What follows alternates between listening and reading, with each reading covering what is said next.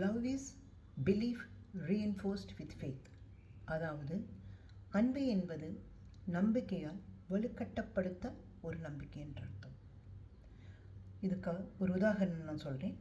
1993 மே மாதத்துக்கு கொஞ்சம் முன்னாடி இருக்கிற மாதங்களில் எனக்கு ஒரு ஆப்ரேஷன் நடந்தது.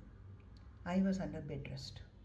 அப்போ தான் தாமரைப்பாக்கம் இனாக்ரேஷன் பண்ணுறதுக்காக என் குருதேவ் வராருன்ற செய்தி வந்தது.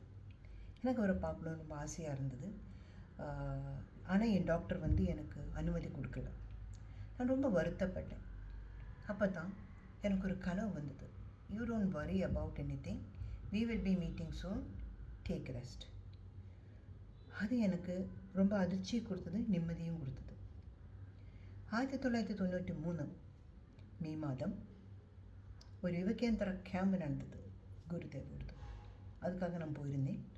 மனசில் நான் சேர்த்து வச்ச ஆசைகள் எல்லாம் 1, 2, 3, 4 அப்படி போட்டு வச்சுருந்தேன்.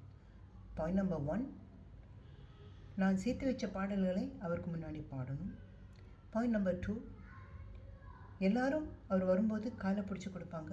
குருதேவ் என்னை கால் பண்ணி அவரோட காலை பிடிக்கிறதுக்கு எனக்கு ஒரு அவசரம் கொடுக்கணும். பாயிண்ட் நம்பர் 3, அவர்கிட்ட நான் உட்காந்து கொஞ்சம் நேரம் பேசணும். அவரோட ஆசீர்வாதத்தை நான் வாங்கணும். அதாவது ரொம்ப ஆசைப்பட்டேன். ஆனால் இதெல்லாம் எனக்கு நடந்தது. இது எப்படின்னா,